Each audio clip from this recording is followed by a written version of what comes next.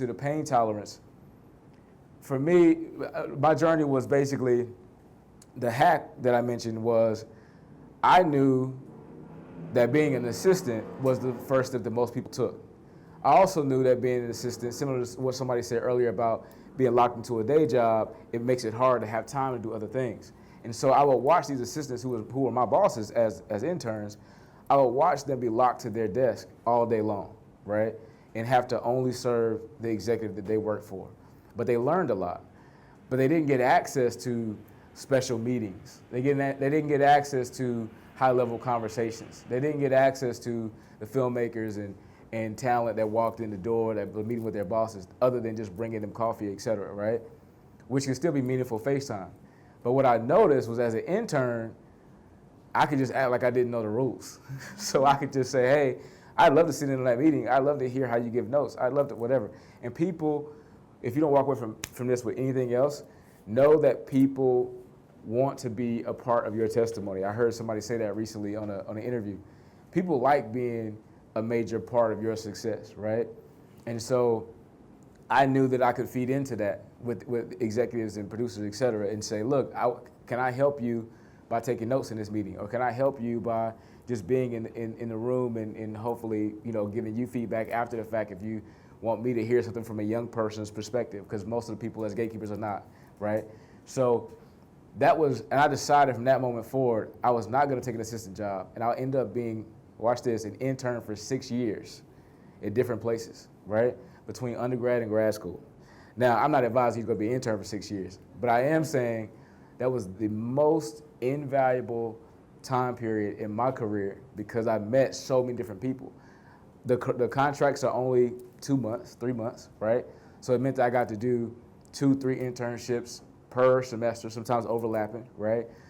You add up those years and those semesters, there's a lot of internships. There's a lot of people that I knew, right? Now, for the first half of that time period, I was still doing those internships with the intention of building a network that then led me to hopefully get an assistant job. But halfway through, I'll give you a really quick and specific, unfortunately hilarious story.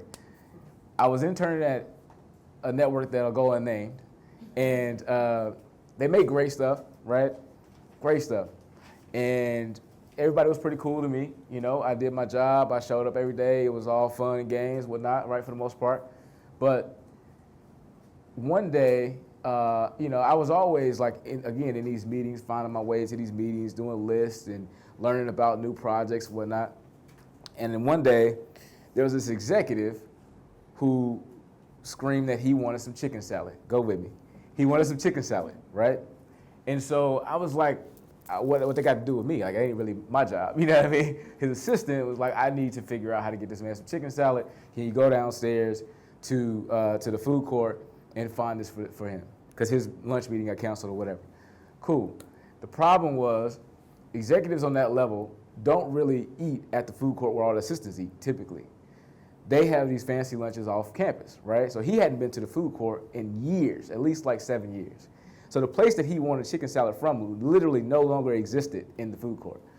So I get down to the food court, and I ask everybody. Nobody has chicken salad. Nobody even serves it. I'm like, okay. There was one restaurant that was like a teriyaki rice bowl place, and I looked at the menu. I'm like, well, they at least have the ingredients. They have chicken. They got chicken. They got mayonnaise. They got whatever else. So I explained in this, what I thought was a very clear soliloquy about how to make chicken salad to the brother at the cashier. And he was like, so you want number 1 or number 5? I was like, okay, look, I'm going to pay for the most expensive thing on the menu.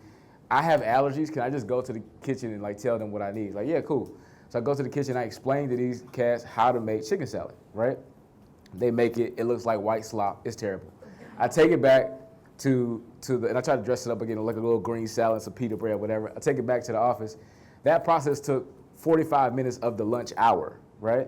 So I get back to the assistant and I'm like, look, before you open this box, it's chicken salad, but it ain't gonna look like chicken salad. So he opened, he's like, this is not gonna work, whatever. This guy was kind of a yeller, you know what I mean? The executive was. So we're waiting. Me and the assistant are sitting outside waiting for him to scream, throw it out the door, whatever, right? A lot of the Hollywood stories you hear are true. And so we hear him yell, But he instead, this is the best chicken salad I've ever had. I want it every single day, blah, blah, blah, right? So the assistant, after I told him, while we're waiting for the answer, I told him what I did. He's like cracking up, right? He's like, I appreciate the effort. You didn't have to do all of that, right? And now he has a problem. He runs in, like, Steven ain't even here every day. I don't know how you get a chicken salad every day. Like, I don't think you know what he had to do to get it, whatever.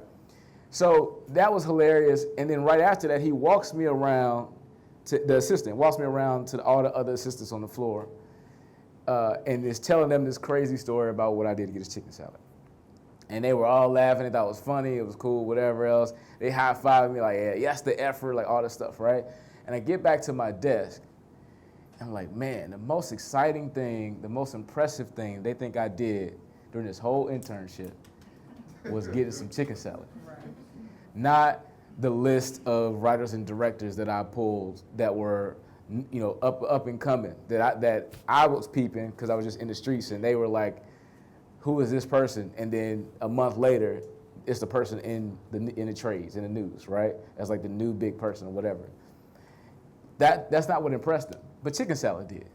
This subservient sort of, thing. I was like, man, and as a black man, like anything to do with chicken and success felt just really twisted to me, right? And literally that day, during my lunch period, I sat down and I said, you know what? This is not gonna be the path. Like the path for me has got to be way more entrepreneurial. I was selling peaches at 3 years old, you know what I mean, on the farm. I've been selling whatever I could sell that was legal and somewhat legal, as long as I could remember, right? So being an entrepreneur and being in that space just didn't fit for me. But I knew that making that choice meant that I had to have a certain threshold for the struggle that would come from not taking the check, right? And so that's what I mean with deciding what your threshold is, right? And that's could be financially, but let's say you have a family that will take care of you. That's amazing. There's still a professional pain threshold you will have to endure, right? Which is, I'm gonna go on this road less traveled and just jump into it. Let's say my finances are taken care of, amazing. But now I have to sort of continually juxtapose where I wanna be and where I am. And sometimes that gap can be frustrating because you may feel like you may look around at your peers and they may be further ahead, et cetera.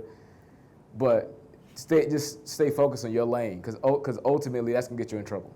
And you never know what a peer may have experienced inside of what looks like success, right? So that is my piece on the sort of divine mission of it all and locking into that. But again, no matter what the sort of process and pain will be, because there will be that. If you notice, I'm not saying if you endure pain or if you come to struggle, like that's gonna happen. It's just part of getting to where you're headed, right? But you'll appreciate the result if you appreciate the journey and the process.